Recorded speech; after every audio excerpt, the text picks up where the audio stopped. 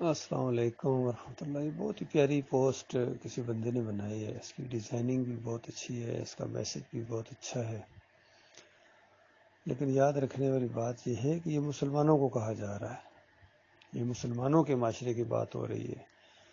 وہ مسلمان جو اللہ کے ساتھ کسی کو شریک نہ ٹھہرائیں، اللہ کو اپنا اکیلا معبود مانیں، یہ ان کی بات ہو رہی ہے۔ آج کرے غیر بت کی پوجا تو کافر، کواکب میں مانے کرشمہ تو کافر، مگر مومنوں پر کشادہ ہیں راہیں، پرستش کریں شوق سے جس کی چاہیں، اماموں کا رتبہ نبی سے بڑھائیں، مزاروں پہ جا جا کے چادریں چڑھائیں، نہ ایمان میں کچھ فرق اس سے آئے، نہ توحید بگڑے نہ اسلام جائے۔ اس طرح کی ایک نظم لکھی تھی کسی نے۔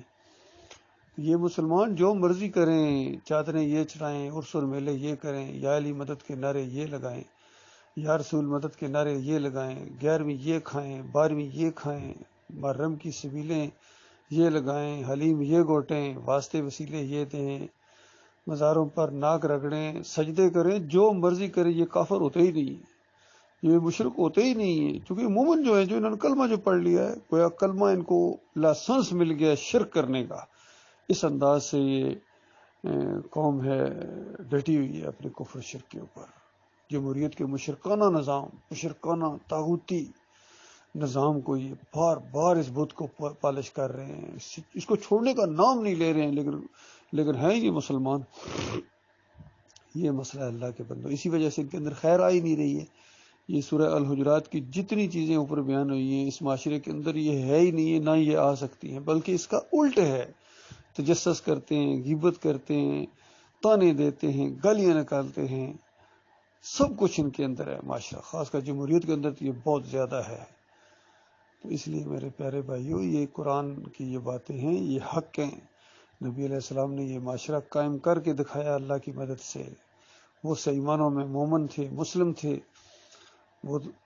قبر پرست نہیں تھے، مزار پرست نہیں تھے، بت پرست نہیں تھے،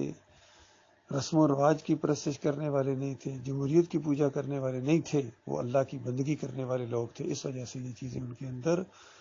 آئی تھیں، یہ چیزیں ان کے اوپر نافذ ہوئی تھیں، ان چیزوں سے انہوں نے اپنے معاشرے کو مزین کیا تھا۔ اب مثالیں اس معاشرے کی دینا اور کفر و شرک بھی پھیلانا جو ہمارے سامنے ہمارے یہ لیڈر کر رہے ہیں، ہمارے اکابرین کرتے آ رہے ہیں، اور آج کے مولویوں اور پیروں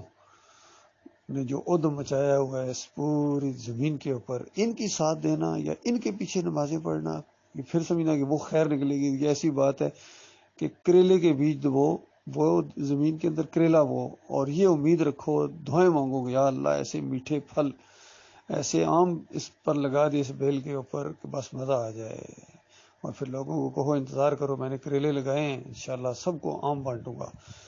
اور سنترے بھی لگیں گے اس کے اوپر، اور مالٹے اور سیب بھی لگیں گے، دیکھنا میں دعائیں مانگ رہا ہوں اللہ تعالیٰ سے۔ اس انداز سے بتاؤ، یہ اگر کوئی بندہ بات کہے گا تو سارے کہیں گے پاگل ہو گیا ہے، یہ پاگل ہو گیا، یہ کریلے بو کے یہ آم کی امید رکھتا ہے۔ اسی طرح یہ جمہوریت کے نظام اور بریلویت اور دیوبندیت اور اہل حدیثیت کے سسٹم کے اندر رہ کے یہ اسلام کے پھل چاہتے ہیں، یہ مدینہ ریاست قائم کر دیں گے، یہ اس دور کی بات کرتے ہیں، کبھی عمر بن خطاب کی مثالیں دیتے ہیں ہمارے عمران خان صاحب، کبھی علی رضی اللہ تعالیٰ کی، کبھی نبی علیہ السلام کی، کہ ہم اس نبی کے امتی ہیں۔ تو وہ جو ایک نعت سنا کرتے تھے کہ اس وقت کیا بیتے گی جب قیامت کے دن نبی صلی اللہ علیہ وسلم کہہ دیں گے اے نہیں امت میری، اے نہیں میری امت ہے۔ یہ خود مولوی کئی دفعہ اس طرح کی نعتیں پڑھتے ہیں، یہ سوچ بھی نہیں سکتے کہ یہ خود اس کے زد میں آنے والے ہیں۔ اس وقت کیا بنے گا جب نبی علیہ السلام کہیں گے دور کرو، دفع کرو ان کو، دفع کرو ان کو، دفع کرو، میرے سے دور کرو۔ بخاری کی روایت ہے کہ کچھ لوگ آ رہے ہوں گے، نبی علیہ السلام حوض کوثر سے ان کو پانی پلانے کی تھوڑی سی، جس طرح بندہ ایسا پوزیشن بناتا ہے کہ آ رہے ہیں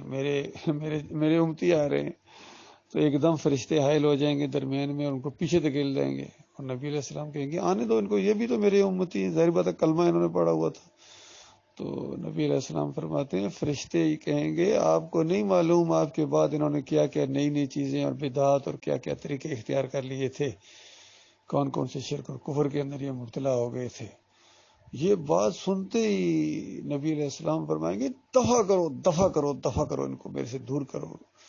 یعنی ایسا انہوں نے ظلم کیا، یہ دین اسلام ان کو پسند نہیں آیا،